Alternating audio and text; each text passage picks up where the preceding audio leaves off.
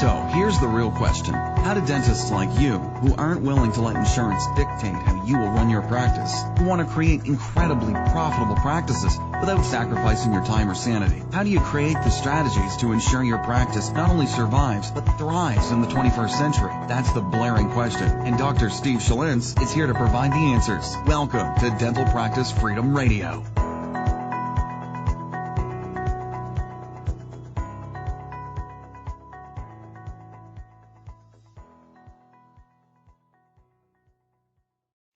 Hey, what's up, everybody? This is Dr. Steve Schlintz, and I want to welcome you to another episode of Dental Practice Freedom Radio, number 100-something. I honestly don't know at this point. And I know it's been a little while since I hopped on and did an episode, and it's been quite a whirlwind here in, well, what's today, North Carolina. Sometimes it's in Philadelphia when I record these, and still doing the multi-state thing. So the never-ending saga of Steve Schlintz, trying to figure out where he's actually at. And people ask me, is that going to change? What are you planning on doing? And it'll change at some point. When it'll change, I have no idea. That is in powers that are much stronger than myself. So just continually doing what I'm doing right now, making the best out of the travel situation. And just living up every moment that I can to be able to give back to my practice, to my clients, my dental clients. And it's been great. It's been stressful at times. The travel's been incredibly stressful. And trying to manage the practice and also build the coaching side of things has been a little bit stressful. But such is life, and I have no regrets at all. And I'm ever grateful for the clients that are continuing to come to me on the dental side of things. It means a lot. And it's one of the reasons that I'm going to talk about this particular subject on this podcast, which is clinical dentistry and increasing comprehensive clinical dentistry in your practice. The reason I bring this up is I was at a CE event this weekend in Philadelphia with Jason Smithison, Dr. Jason Smithison, who is a world-class composite-based dentist. It was put on by Dr. Paul Goodman and Dental Nachos. It was a great 2-day event, and it was great to just get a broad overview of how he restores cases. And every time I go to a composite case, I don't know if the listener, have been to composite cases, but it's kind of like a roadmap of what's possible with the material. And I love composite. It's not the easiest thing to work with, but what we can do aesthetically and be minimally invasive is just incredible. And one of the questions that I got asked was about clinical dentistry and how I restore cases that have wear and TMJ issues and neck pain and headaches, and insert whatever symptom you have here. And so we're talking a little bit about it, and this dentist was asking me questions about, well, how do you do it? And how do they not stick together? And, and great questions. And I entertained them. We were drinking some adult-based beverages, and I continued to went on probably too long. But it's different, I think, when I don't really sell clinical dentistry. That's not my coaching. That's not what I do from a coaching realm now, or maybe ever. I don't know. But it was fascinating what he was asking.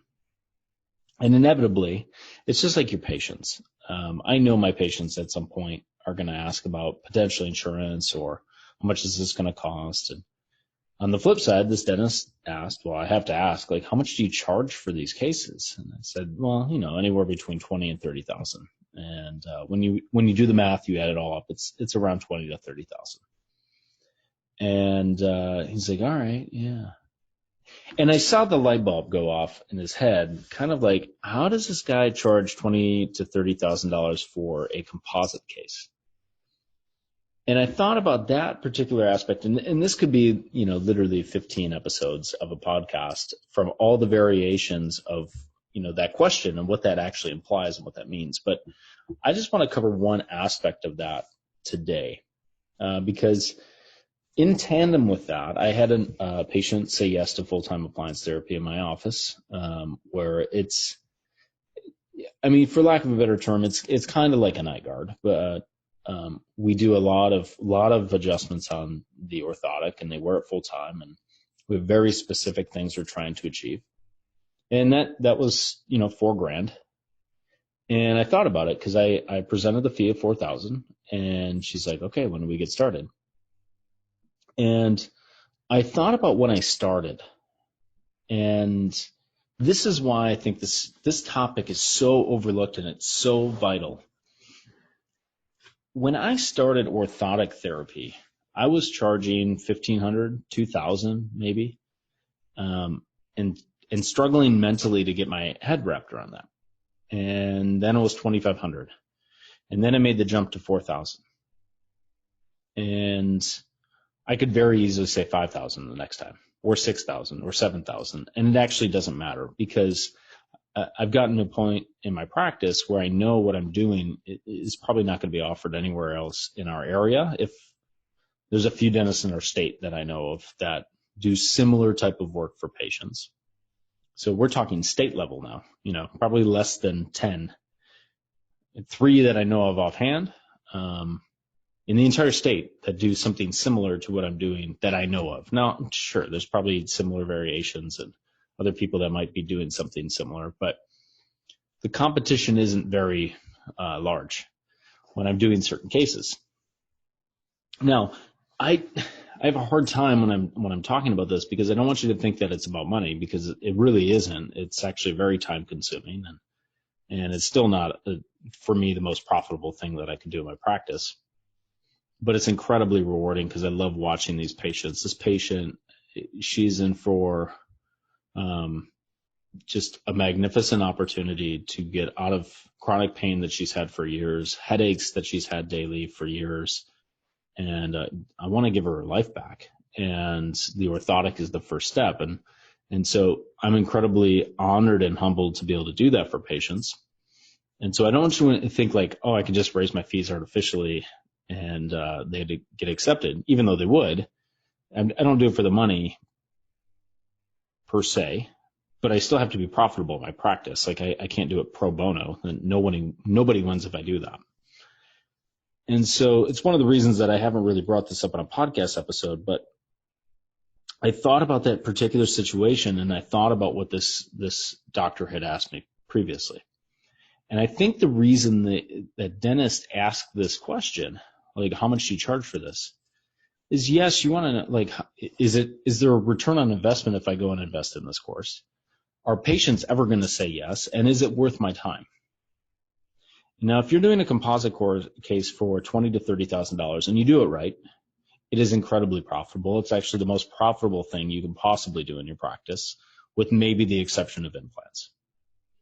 And the emotional reward is unbelievable. And yes, you have follow-up with these patients. And yes, they don't always go as planned. And yes, you're going to have to make some adjustments and things like that. But to do a full mouth case, this is the only way that I would probably do it, barring some catastrophe. And I would just, know that maybe it's a zirconia case or, an EMAX case because of just severe wear and untreated airway and things like that. I'm getting off topic. It's going to be a little bit longer of an episode, but I think it's important. And the reason I think it's important is because when this doctor was asking that, the problem becomes if this doctor or any doctor or myself tried to do that case, when you start at $30,000, the patient will probably laugh and say, you got to be kidding me. And they won't accept. And you'll never get good at the cases to actually justify the price because you don't have enough confidence because your competence isn't there. And, when you're starting, I would suggest that this dentist ever learned how to do this. I would suggest do your first few cases for like lab costs, free, whatever. Just ask that patient, listen, if you get something, if this changes your life, I want you to tell everybody about it. When you do that, what happens is you actually start to learn how to do these cases, which is going to build your competence, which is going to build your confidence. And I call it the competence-confidence cycle. The more confidence you have, the more you get your cases accepted, which increases your competence, which increases the ability for you to do these cases, which then in turn increases your confidence, which in turn increases your case acceptance, which creates more competence. And you can see how that cycle starts and continues. Most dentists, I've seen this now. I've worked with over 40 clients in the dental sales secrets process. I've worked with countless dentists in the Optimized Dentist program that I have, and I've worked with clients one-on-one, and I will tell you, the vast majority of them have never gotten to the stage where they can, with any confidence, do a full mouth case.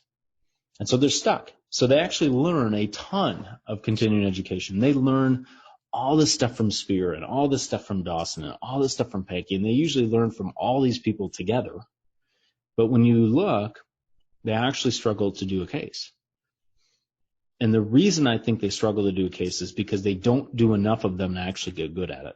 And because they're not good and they don't practice enough to get good at it, they can't with any confidence go into a treatment room and say, listen, Mrs. Jones, I believe I can help you. Like the person that accepted the orthotic therapy for me today, we didn't spend more than 15 minutes talking about it. I didn't have to explain it to death.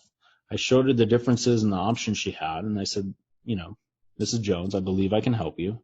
I know I've had many patients in very similar situations to you, and the first thing we have to do is actually get your bite stable.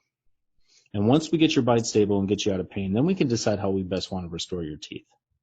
And I'm just going to plant the seed now, just so you know, because I don't want you to be blindsided. It could be $5,000, it could be $10,000, it could be $15,000 to restore your teeth.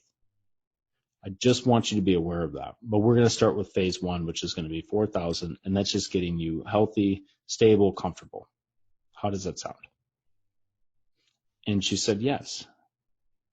Now, if I tried to do that 3 years ago when I had no confidence in what I was doing, it would have been an unequivocal no.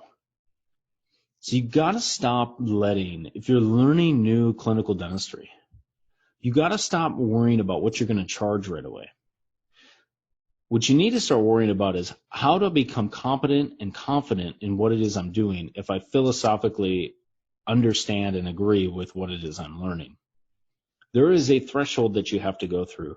And the more cases you do, this is inevitable, the more cases you do, and by doing them at lab costs, you tremendously decrease the risk here. Like, it's very minimal. You start doing $30,000 cases and obviously the game raises. You can run into issues. And, I think about that a lot.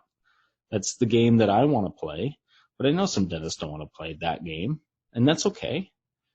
But if I want to do dentistry at the highest level, I have to get competent at what it is I'm doing and get really, really good so that my confidence can build so I can help more patients.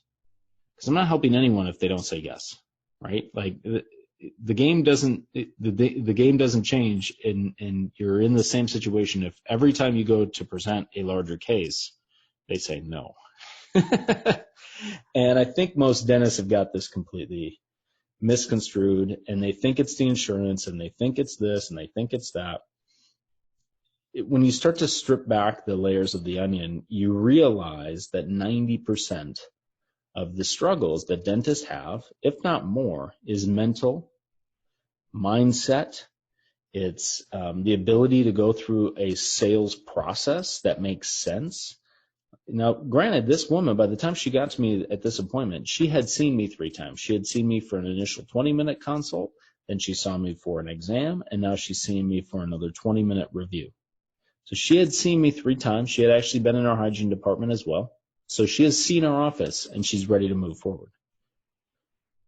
The confidence-competence cycle is vital. You have to remember that. If you're learning dentistry, it's just like dental school. You did the first crown, you're probably like, oof, I'm really scared about doing this, right? The first filling, the first cleaning, the first time you saw a patient. And then you did more, and then your competence increased, and then your confidence increased. And so you're always learning, you're always developing, but you have to go back and reinforce the skills by doing it. And clinical dentistry, to me, comprehensive clinical dentistry is the one skill that you need to be practicing a lot. And the masters, right, if you will, They're doing countless cases. They're always learning, always developing, and it increases that competence, confidence formula and cycle. So, if you're struggling getting comprehensive cases, you got to put a system in place to get them to say yes. If you know they can benefit from it, and that's the other part of the equation. You genuinely have to be in a position that you just genuinely want to help the patients. And when you get to that point, the game completely changes. Like this patient today, I could have cared less if she said yes or no, other than the fact that I wanted her to make a decision that was in her best interest, and I knew I could help her. And it would have disappointed me if she would have said no, because I would have known that she would be continuing a life of pain when I could potentially give her relief. And so that's why I would have been disappointed. It's not the money, right? I could go get a coaching client, it doesn't, like, there's many ways to get the money, but that competence and the confidence of being able to look at somebody and knowing you just genuinely want to help them and you can help them is magic in a case presentation process. And there's structural elements that go into that. There's the confidence cycle. And it's putting in the work. You have to put in the work. You have to do the work. You have to get good at the clinical skills, because when you want to start to go to a higher level as a clinician, you're going to develop skills, and then you're going to have to practice those skills to learn. Because I can guarantee you and tell you, everything they teach you in a lecture for these seminars is not actually what happens in real life. So I don't know if you ever learned that, but that's a newsflash for you. It doesn't always go according to plan. And so you have to constantly be practicing. I know this one was a little bit longer. I apologize, guys. I hope, guys and gals, and I hope you guys got something out of this podcast today. And as always, there's a link in the description of this podcast. If you are stuck in your practice right now, whether it's clinically, whether it's practice management, whether it's you personally, mindset, I do encourage you to reach out to me. I'd love to be able to help you wherever you're at.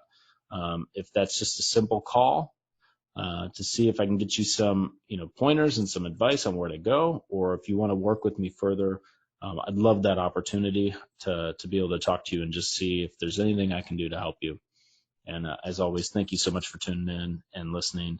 If you get something out of this, please leave a review or a rating for me. That helps me spread the word and the message. And until next time, you guys take care.